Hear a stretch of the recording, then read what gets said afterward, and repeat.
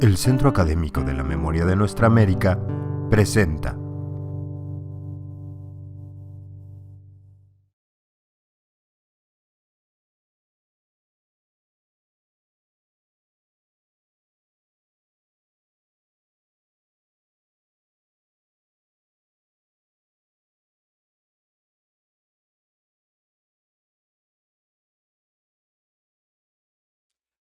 Hola a todos y a todas. Los saludos desde la Casa de las Américas en La Habana, Cuba. Quiero agradecer a los organizadores de este seminario la invitación a participar y que se nos permita hacerlo mediante una grabación en video, ya que debido al injusto, sostenido e ilegal bloqueo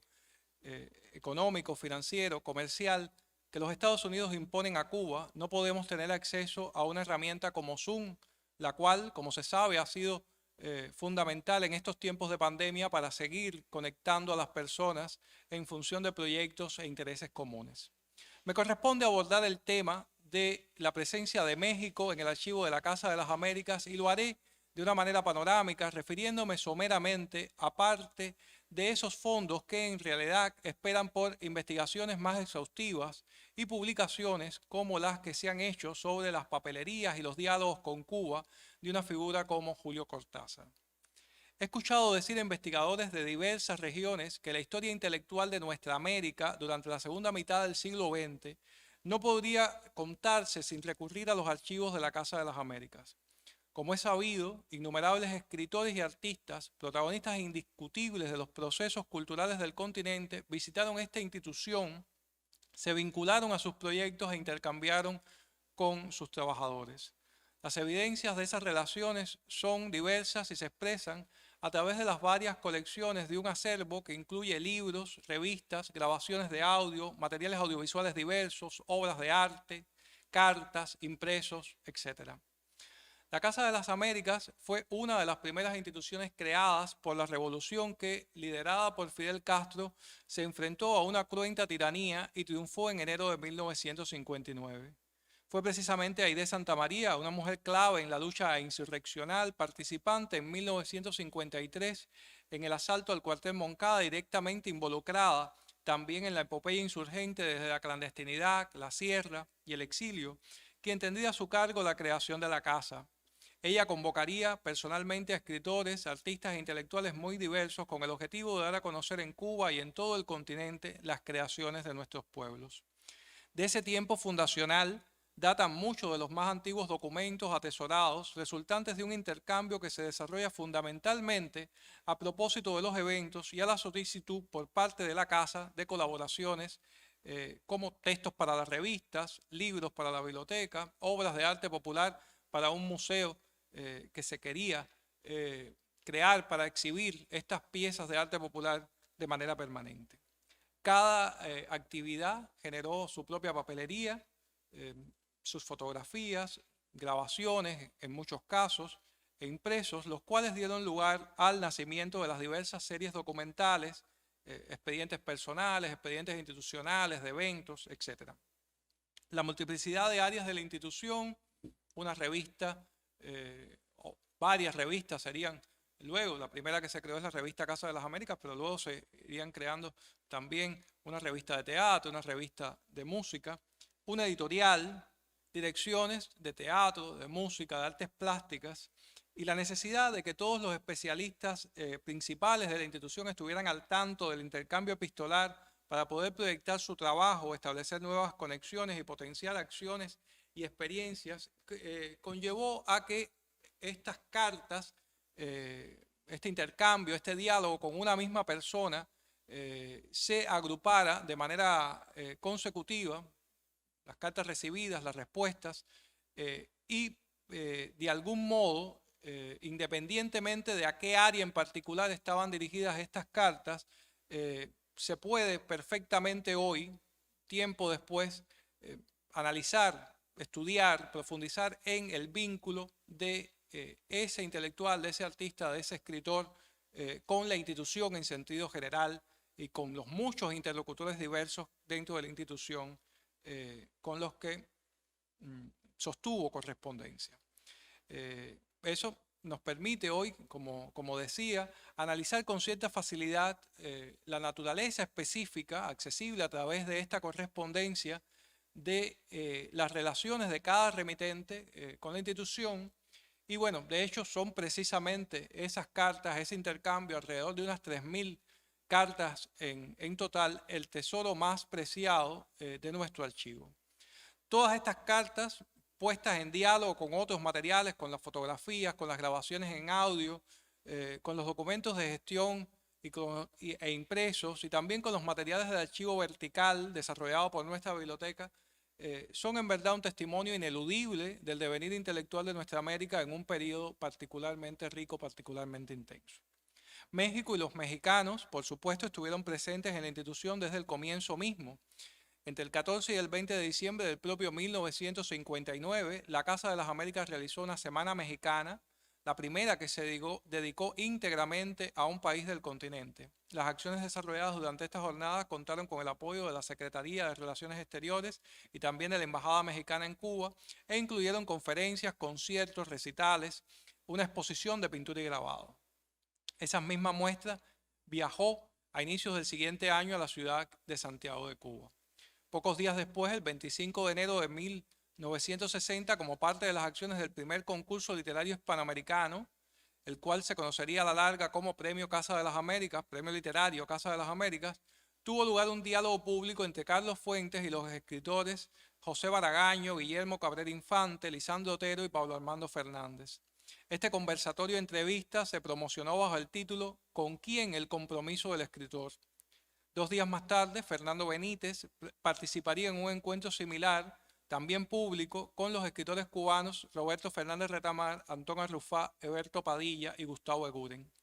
Esta vez en torno a la pregunta, ¿cuáles son las orientaciones actuales de la literatura hispanoamericana? Fuentes y Benítez serían los 2 primeros mexicanos en asistir como jurados a las sesiones de nuestro premio literario, y existen cartas, fotos y publicaciones que documentan su presencia. En relación con los viajes y la estancia en Cuba de los jurados del Premio Casa, hay aquí una abundante documentación. Hasta la fecha, más de 80 mexicanos por nacimiento o adopción han cumplido ese rol, que en la mayoría de los casos implica, además de lecturas, conferencias, participación en mesas de debate, encuentros con la prensa. Entre quienes han llegado a La Habana para juzgar las diferentes obras, habría que mencionar, además de Fuentes y Benítez, a Juan José Arriola, Max Sauer, Emilio Carballido, Emmanuel Carballo, Gastón García Cantú, Juan García Ponce, Pablo González Casanova, Natalio Hernández, Efraín Huerta, Carlos Monsiváis, Carlos Montemayor, Telma Nava, José Emilio Pacheco, Fernando del Paso, Ricardo Pozas, José Revueltas, Ida Rodríguez Prampolini, Jaime Sabines, Adolfo Sánchez Vázquez, Laurencia Yurné, Paco Ignacio Taibo II, Luis de Tavira, Natalia Toledo y David Toscana. Excluyo a muchos de esta enumeración en orden alfabético, que francamente sería interminable si además sumáramos a los ganadores del premio propiamente. Entre los intercambios epistolares más abundantes en nuestro archivo está el que se sostuviera con el editor mexicano de origen argentino, Arnaldo Orfila Reinal, sin el cual no se pudiera explicar momentos fundamentales del trabajo de la Casa de las Américas. Fue él precisamente quien autorizó la publicación, a partir de la edición del Fondo de Cultura Económica, de Memorias Póstumas de Blas Cubas, la novela de Joaquín María Machado de Asís, con la cual se inició la colección Literatura Latinoamericana y Caribeña de nuestro fondo editorial. Es también interesante el hecho de que en una temprana carta de julio de 1963, Orfila escribe a Ada Santamaría, entonces responsable del catálogo editorial de la casa, lo siguiente: quiero rogarle que exprese a Marcia Leiseca, Marcia era en ese momento la secretaria de la institución, que respondiendo a su amistoso llamado para que ayude a la biblioteca que mantienen en esa casa, he separado de mi biblioteca personal una serie de volúmenes que despacharé por intermedio del departamento comercial de la embajada. Ahí termino esa cita, y bueno, ese envío inicial de Orfila ascendió a 28 cajas de libros, a las que se sumaron otras 9 de la biblioteca particular de Gregorio Berman, un argentino también, un médico argentino, amigo de Orfila, que quiso también sumarse a esta donación. Este vínculo entre Orfila, argentino, radicado en México por mucho tiempo, y el doctor Berman, también habla de otros muchos vínculos entre Cuba, México y desde México con otros países de la América Latina que merecerían, de hecho, una investigación particular, un estudio particular, porque durante mucho tiempo, sobre todo a partir de que se rompen relaciones diplomáticas entre los Estados Unidos y Cuba, y luego muchos países, a partir también de la ruptura de relaciones de Cuba con la OEA, muchos países latinoamericanos rompen relaciones con Cuba, y como se sabe, solo México mantuvo estas relaciones. De ahí que México se convirtiera en una especie de puente ineludible para el diálogo, el envío de correspondencia, el envío de materiales diversos hacia Cuba y desde Cuba a el resto de América Latina. Volviendo a Orfila, habría que decir que en esos primeros contactos siguieron otros muchos vínculos realmente profundos y sistemáticos que van mucho más allá de la gestión editorial específica, ya sea desde el Fondo de Cultura Económica en principio, luego desde el siglo XXI editores, y que también en sentido profundo merecen ser estudiados, puesto que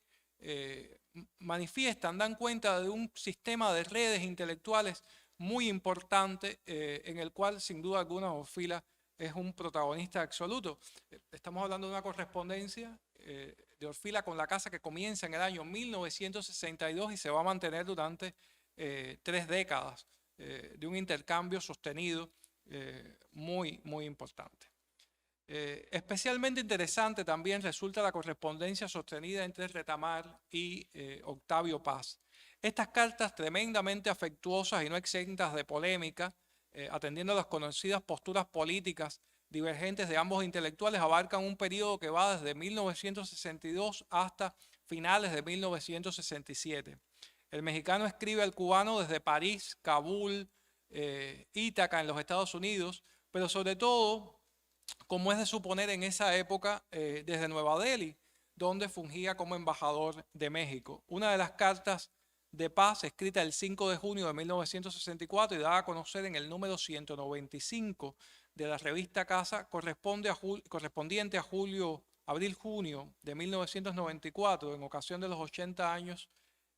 del autor del Laberinto de la Soledad, aborda interesantes puntos de vista en torno al surrealismo y sirve, como dijera el propio Roberto Fernández Retamar en la presentación de la carta inédita hasta ese momento en la revista, para conocer un momento de la evolución de esta figura compleja, de lo mejor de cuya obra, más allá de coyunturas alta conocidas, no puede prescindir nuestra cultura. Bueno, nuestra cultura latinoamericana y también nuestra cultura cubana. Tiene también especial valor las cartas cruzadas entre Leopoldo Sea y Roberto Fernández Retamar. Leopoldo Sea es una de las figuras más relevantes, sin lugar a dudas, del siglo XX en el ámbito de la filosofía, y el conjunto de cartas dirigidas a la casa, recibidas de la casa, refiere a proyectos diversos, a intercambio de colaboraciones, de apoyo, así como a acciones y convocatorias específicas del Centro Coordinador Difusor de los Estudios Latinoamericanos de la UNAM primero, y luego de la Sociedad Latinoamericana de Estudios sobre América Latina y el Caribe y la Federación Internacional de Estudios sobre América Latina y el Caribe. Sabemos que Leopoldo Sea fue un promotor extraordinario de la cultura, que estuvo creando centros, espacios de intercambio, y bueno, a esos espacios se suma también el espacio que ocupó a partir de 1987, cuando también se convierte en director de Cuadernos Americanos, y pues por supuesto hay un diálogo interesante, sostenido entre Leopoldo como director de Cuadernos Americanos y Roberto Fernández Retamar como director de Casa de las Américas en torno a temas propiamente de las revistas, de las publicaciones, del intercambio entre ellas. Fruto de ese intercambio, entre otros textos aparecidos en la publicación cubana, recordamos el titulado El Che y el Hombre Nuevo, que la revista Casa de las Américas dio a conocer en su número 206 a 30 años del asesinato del guerrillero heroico. La correspondencia intercambiada entre el filósofo Adolfo Sánchez Vázquez, nacido en Algeciras, España, y emigrado a México en 1939, es también muy significativa. Él también se escribió con Roberto Fernández Retamar, que vuelve a ser, digamos, el interlocutor protagonista de ese diálogo, y realmente es una correspondencia también de mucho interés desde el punto de vista de los temas que se abordan, de las lecturas de ambos escritores que comparten, de los libros que se envían unos a los otros y de los procesos de traducciones, de los eventos en los que participan, y que realmente tiene mucho valor. Si ponemos en diálogo estas cartas enviadas por Adolfo Sánchez Vázquez a la casa y las respuestas que le diera Roberto Fernández Retamar, con los artículos que el propio Adolfo Sánchez Vázquez publicó en la revista Casa de las Américas, sin lugar a dudas, podríamos tener un volumen, un libro bien interesante como homenaje a la figura de este notable pensador. Particular importancia tiene también dentro de este conjunto las cartas atesoradas en nuestro archivo, que dan cuenta de un intercambio que incluso es bien anterior a la creación de la propia casa. Me refiero al intercambio entre Roberto Fernández Retamar, el poeta ensayista, con Alfonso Reyes. Valga decir que en este caso que Retamar donó a la casa parte de su correspondencia personal, sobre todo aquella con intelectuales latinoamericanos y caribeños, una correspondencia que en muchos casos es anterior a la creación de la casa misma o al momento en que Retamar se convierte en director de la revista Casa en el año 1965, que es cuando él pasa a integrar, a ser parte, digamos, del equipo de la institución. Estas cartas, valga decir que son cartas muy afectuosas, son cartas bien entrañables y están dentro de las cartas más antiguas que se encuentran. O sea, Roberto tuvo una gran estimación por el autor de Simpatías y Diferencias y bueno, las respuestas de Alfonso Reyes son también respuestas muy amorosas, muy centradas en un diálogo verdaderamente fraterno, ¿no? Entonces, digamos que este conjunto es un ciclo de cartas que va desde el año 1951 hasta el año 1959, en el que fallece, como se sabe, el erudito mexicano. Hay algunas de estas cartas que han aparecido en revistas, en otras publicaciones de la institución. Tal es el caso de la ya mencionada carta de Octavio Paz, también de una carta de Carlos Fuentes incluida en el número 43 de la revista Casa, número 43 desde el año 1967, una carta que se publica muy tempranamente. Luego hay cartas de José Juan Arriola, de Federico Álvarez, de Jorge Ibargüengoitian, de Juan Vicente Melo, recorridas en un volumen que se llama Destino Aide Santa María, que preparó la directora de nuestro archivo, Silvia Gil, conjuntamente con un equipo de coautoras, de trabajadoras de nuestro archivo, como homenaje a Aide Santa María, la fundadora de la casa. Y bueno, también hay un par de cartas de Emilio Carballido que la revista de Teatro Conjunto publicó a la muerte de este. Y bueno, recientemente se acaba de publicar este mismo año, dentro de un volumen que se acerca al tema del denominado caso Padilla, una carta hasta ahora inédita de Fernando Benítez. Pero lo cierto es que son poquísimas las cartas publicadas hasta la fecha y que la mayoría, digamos, la inmensa mayoría de las cartas y los documentos relacionados con este diálogo, con este intercambio entre escritores, intelectuales mexicanos, artistas mexicanos y la Casa de las Américas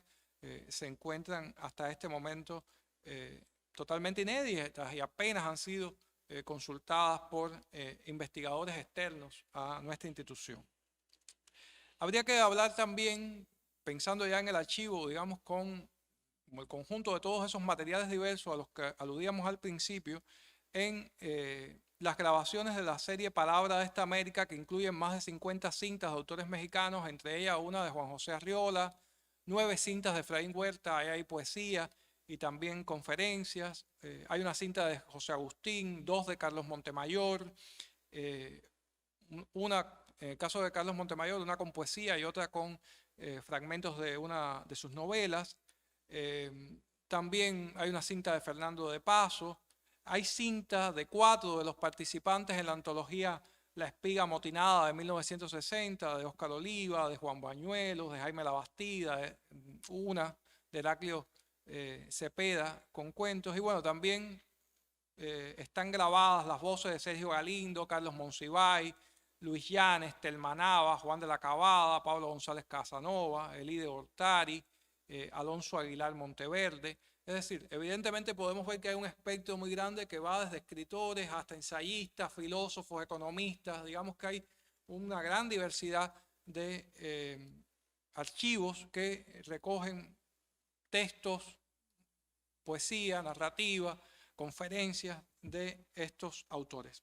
Quiero por último mencionar los materiales de archivo que se atesoran en las direcciones de Artes Plásticas y Música de la Casa de las Américas. La primera agrupa documentos relacionados con las exposiciones inauguradas en la casa, entre las que se incluyen muestras personales de artistas visuales como Vicente Rojo, David Alfaro Siqueiro. Se realizó una muestra muy importante luego de su excarcelación en 1964, Manuel Fergueres, Lilia Carrillo, José Clemente Orozco, Arnold Belkin, canadiense, radicado en México, Marta Palau, Francisco Toledo, entre otros. Y bueno, también hay muchas muestras colectivas, dentro de ellas las muestras de arte popular con piezas de la inmensa donación que hiciera a la Casa de las Américas en 1974 el presidente mexicano Luis Echevarría, de la cual forma parte el imponente Árbol de la Vida, ubicado en la Sala Che Guevara de la Casa de las Américas, y que es sin lugar a duda el más conocido símbolo de nuestra institución. Por su parte, la Dirección de Música también resguarda partituras, estudios inéditos, documentos relacionados con la presencia de músicas de México en la casa, de músicos de México en la casa, y dentro de ellos se encuentran figuras como Manuel Enrique Salazar, Mario Curí Aldana, Manuel Jorge de Elías Mondragón, Oscar Chávez. Es decir, también, digamos, hay una variedad de creadores de la música,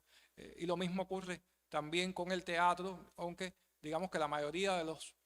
documentos de teatro pues están publicados realmente, son colaboraciones a lo largo de la historia de la propia casa que se han ido publicando, han ido apareciendo en su mayoría en la revista Conjunto,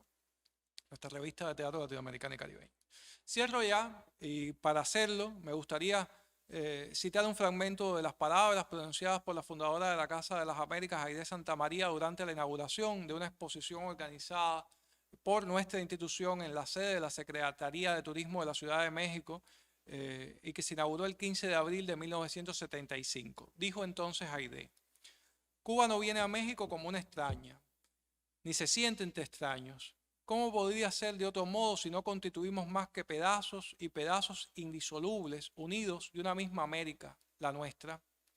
Aquí además cantó su primer gran poema y encontró refugio hospitalario hasta sus últimos días aquel a quien Martí llamó el primer poeta de América, nuestro doliente Heredia. Y el propio Martí vivió en esta tierra a la que llegó hace ahora, en ese momento, en 1975, un siglo. Sus años más felices consolidó aquí su sentimiento americanista. Tuvo en un mexicano un verdadero hermano a quien confesaría, pocas horas antes de morir, la dramática misión de su vida: impedir a tiempo, con la independencia de Cuba, que se extendieran por las Antillas, los Estados Unidos, y que cayeran con esa fuerza más sobre nuestras tierras de América. Y fieles a la lección de fuego de Martí, aquí, una de esas frías noches de México, se conocieron Fidel y el Che. Termino así la cita de Aide. Y bueno, de esos diálogos tan antiguos, tan importantes, nacieron otros y llegamos hasta este. Y estamos seguros de que continuaremos intercambiando en el futuro. Muchas gracias.